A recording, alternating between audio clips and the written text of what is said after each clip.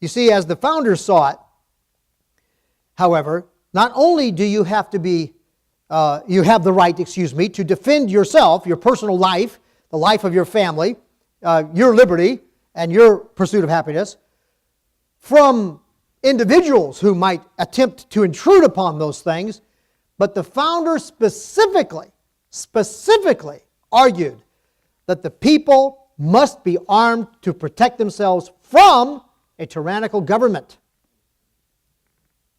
This is something they don't want to talk about. Now, some of you might have read some of the things that our founders said on this point. Others of you might not be aware of this. So let me read a few quotations from our founders. And you need to understand, the Second Amendment is not about shooting Bambi. It's not about going after Thumper. The Second Amendment was specifically about defending yourself and defending yourself from the possibility of a government gone tyrannical. Because the original concept of our republic was that your local governments were strong. Strong enough to resist tyrannical imposition from the larger federal government. That was the original concept. I have another message I'll preach where I'll show you how terribly that was eroded during the Civil War. But here's from Thomas Jefferson. He argued that citizens should have their right to bear arms, but listen to this, freely and equally chosen, that it is their right and duty to be at all times armed. Thomas Jefferson was the strongest advocate for an armed citizenry. And he's one of their favorites.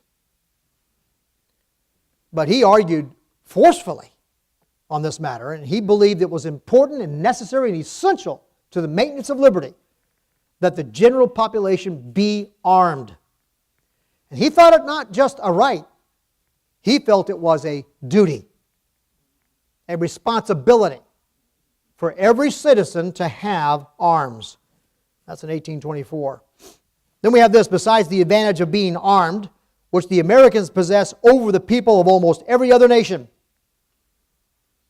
because it forms a barrier against the enterprises of ambition more insurmountable than any which a simple government of any form can admit of. He goes on to say, notwithstanding the military establishments in the several kingdoms of Europe, the governments there are afraid to trust the people with arms. He says that the throne of every tyranny, he said, if the people, and he talks about local government, the strength of local government and their militia being armed was necessary to the protection of liberty from oppression and intrusion against liberty from the larger government. This was a big deal back then.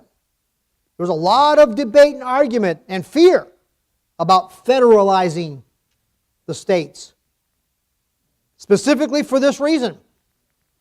And they wanted the local governments to be strong and their militias to be loyal to that local government. That's what they wanted.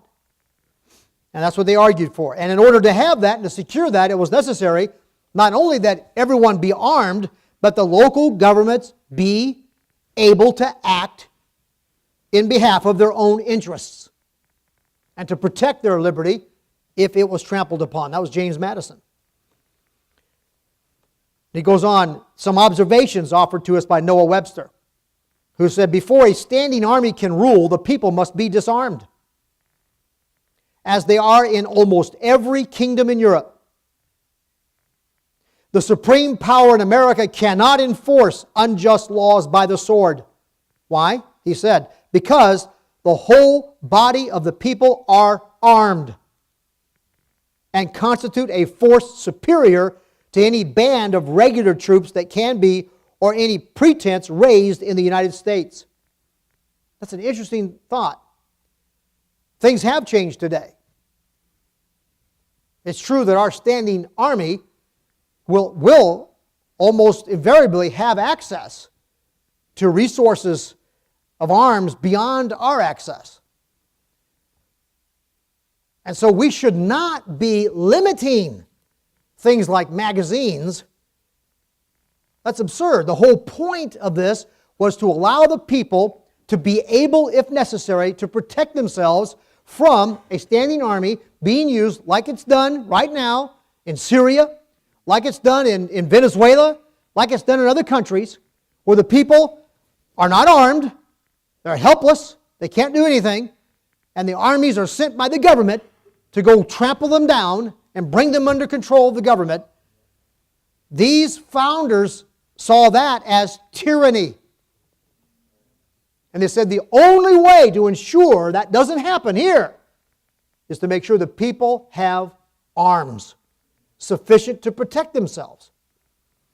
So, as far as I'm concerned, not only is it appropriate for individuals to have AR-15s, they ought to be able to have fully automatic ones. Take that and lump it.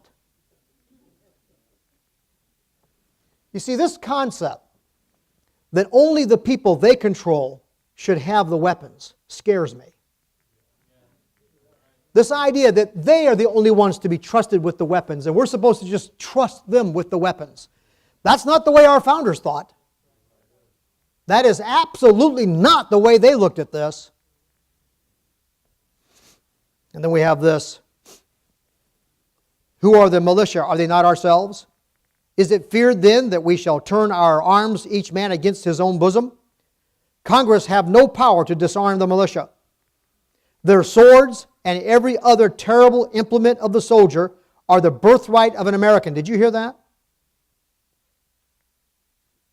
Mr. Cox of Pennsylvania, in the Pennsylvania Gazette, he wrote back in 1788, Congress have no power to disarm the militia, and he already defined militia as ourselves.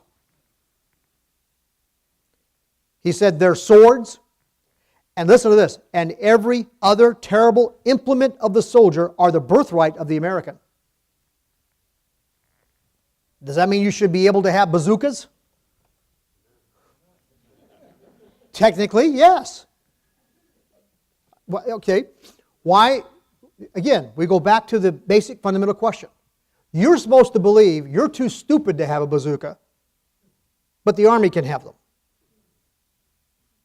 You're supposed to believe you can't be trusted with a fully automatic rifle, but the Army can be trusted with it. That's what you're supposed to believe. Back in the day when this Constitution, this contract with American people was being established or written, if you talk like that, smoke would be coming out of their ears. They would be hot about that, say, absolutely not. That's exactly what we fought the battle for. That's why we went to war, to break that very kind of thing off of our backs. We don't want the government to have more power than the people. We want the people to have the power. Amen. And they argued that the only way to secure that is if the people can have the arms. There was no other way to do it.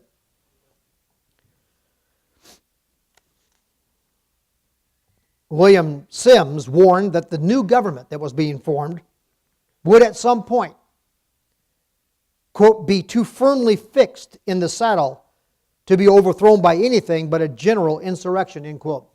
You've heard the famous quotation from Thomas Jefferson, that a revolution about every, what do you say, 10, 15 years or something like that. I can't remember the number of years he put out there on that. A revolution about every 10, 15 years is good and healthy for the nation. We're a bunch of wimps and lemmings and sheeple. But you need to remember you're Christ's sheep, not theirs. You're not their sheep. You're God's sheep. It's a very important distinction. And there's so many more quotations here. I'm not sure how many more I need to lay out there. But here's the reasoning. He said, if raised, whether they could subdue a nation of freemen. In other words, if a government tried to use their select militia to overcome the rights and liberties of free men, if they raised such a thing, whether they could subdue a nation of free men who know how to prize liberty and who have arms in their hands. Whereas to preserve liberty, it is essential that the whole body of the people always possess arms and be taught alike, especially when young, how to use them.